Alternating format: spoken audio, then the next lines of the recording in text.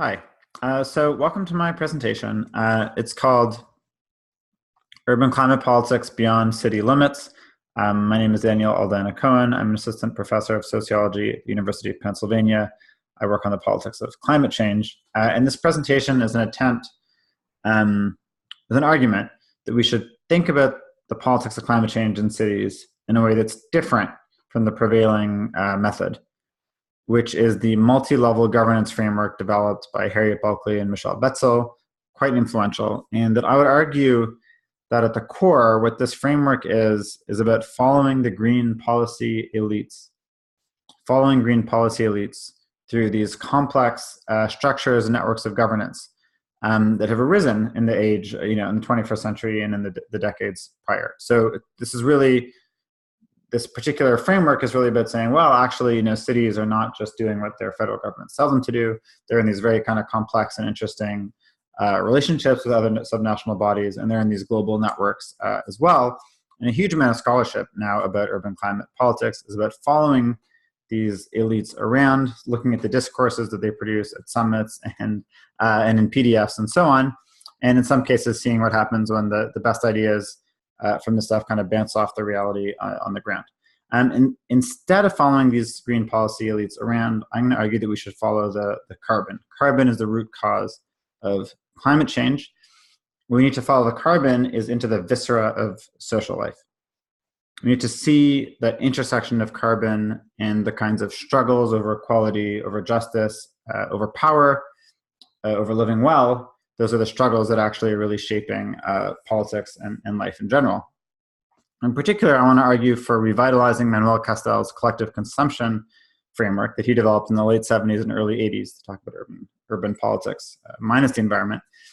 What he meant by collective consumption politics were sort of struggles within cities over the quality and the distribution and the scope of state-facilitated urban goods, like goods and services, like housing, transit, parks, schools, and so on.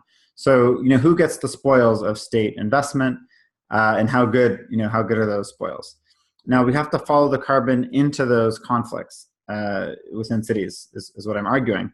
Think about consumption, think about strategies that people have and that groups have to try to secure themselves a good life in cities and even beyond cities. And how does kind of carbon fit into that struggle to live well? And as I'm going to add one more thing, which is that right now in cities, housing has really emerged as a key fracture, because rents, the financialization of housing has caused rents to go up, housing prices to go up, housing insecurity to go up. So I'm going to argue that actually housing is really what's anchoring these broader struggles over quality of life and indeed social justice in cities.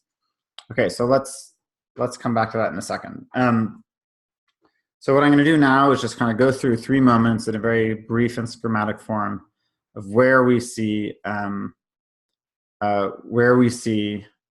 carbon entering the viscera of social life in cities.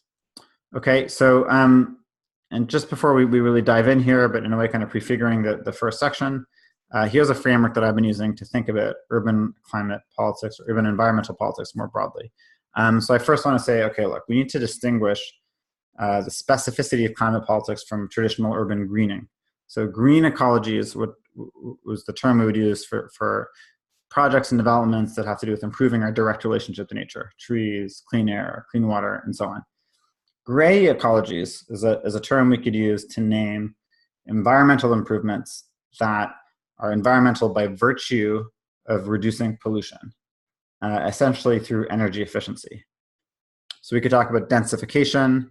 We could talk about big, tall buildings that are efficient. We could talk about public transit. We could talk about bus lanes as an urban ecology, bike lanes, of course, sidewalks, and so on.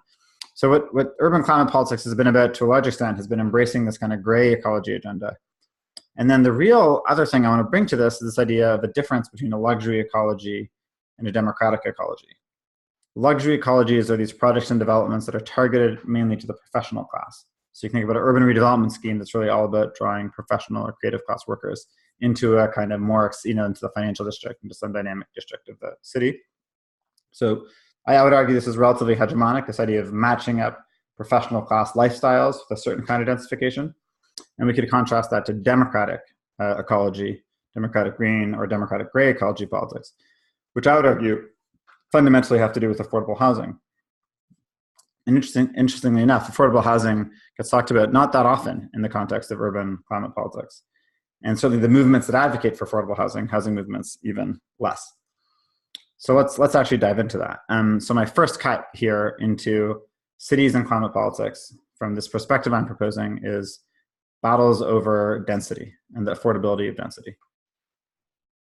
So I'm building here on my dissertation, which kind of, it was 3 years of field work in New York City and Sao Paulo. I actually argue I find more parallels than divergences in terms of the core way of thinking about climate politics there and how they work.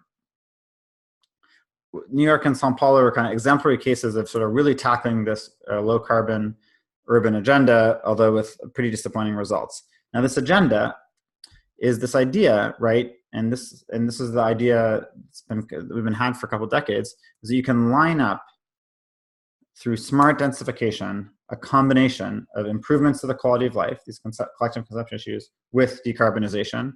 How? By making changes to housing and land use and transit, and now increasingly buildings, this kind of golden rectangle. You make improvements in these areas, you tackle these areas, you improve quality of life, and you reduce carbon emissions. Okay, that's the beautiful dream. And the effort to kind of come up with ways to do this is really, in many ways, one of the big objects of study of the field, people who study urban carbon governance. What I think what people haven't really noticed, I would argue, is that at the same time as the green policy elites are talking about this stuff, there is a surge of social movements that don't talk about climate change, that are fighting over the exact same thing: land use, housing, transit, and to some extent buildings as well. They're pursuing what we would call gray ecologies, but they're not thinking, or have not necessarily been thinking of it in those terms, although in the last couple of years, I think they are more and more. So these are actors in global climate politics.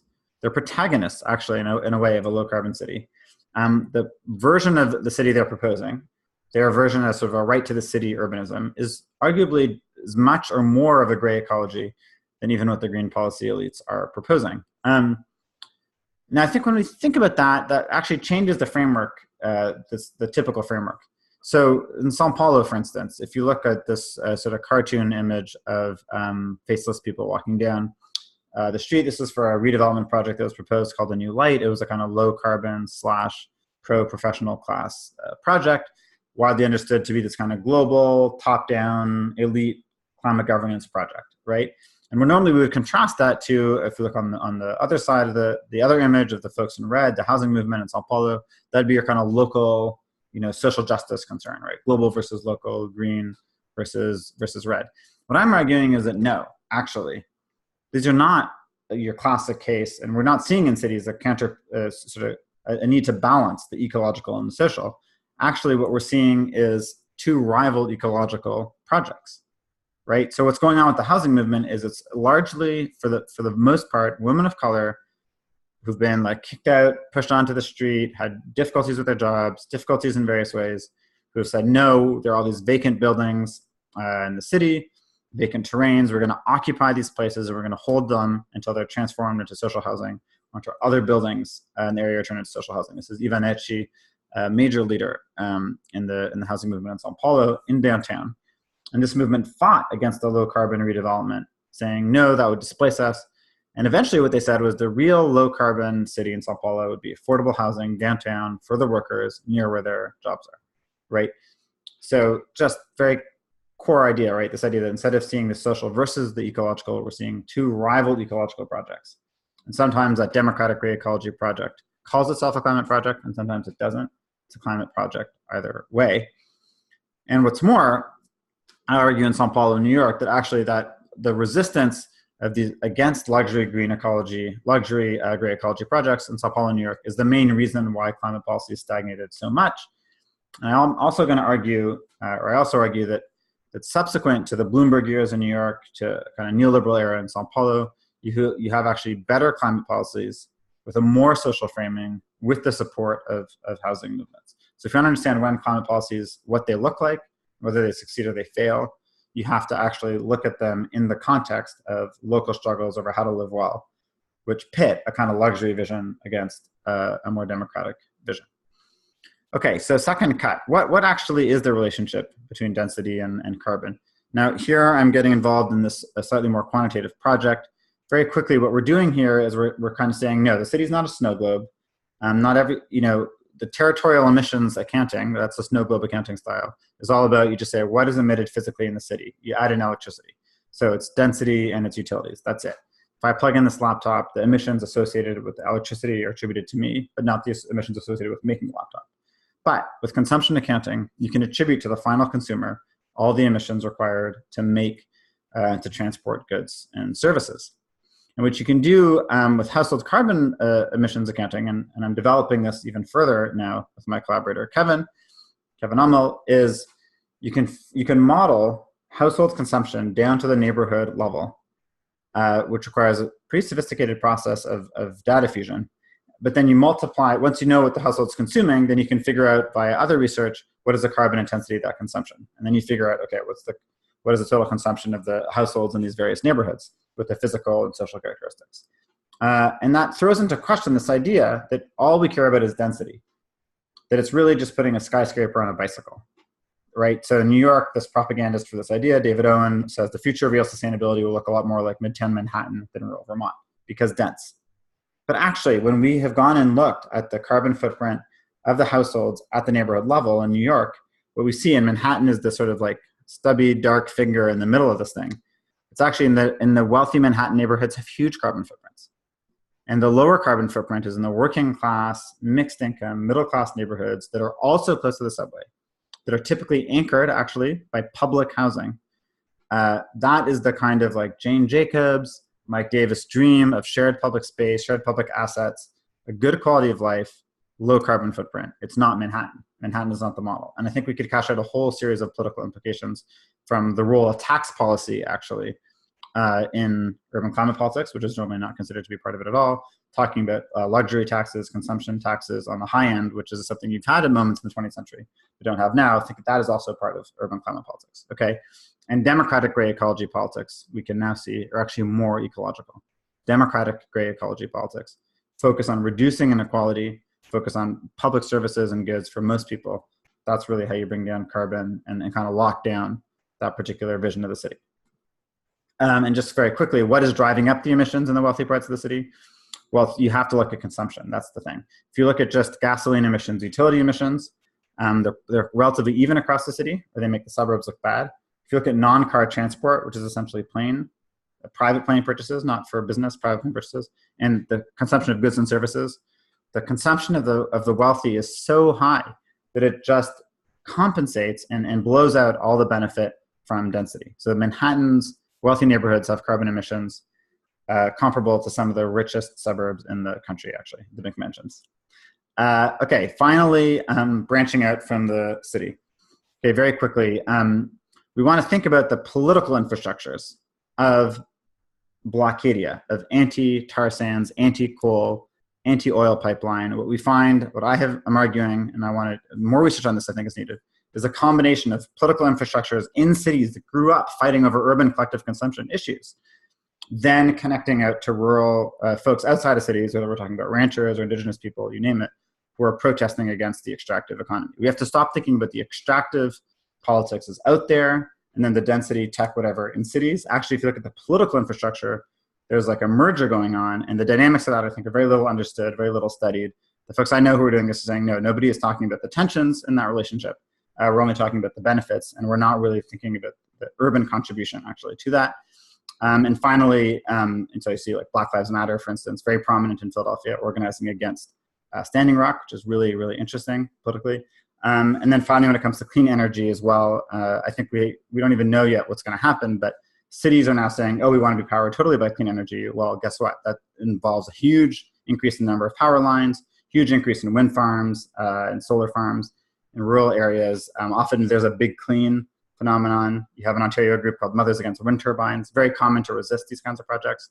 So there's a lot of thinking we need to do, I think, about what can an urban climate justice movement mean when a huge amount of what that work is done is actually urban-rural organizing to find acceptable ways to change the energy infrastructure outside of cities.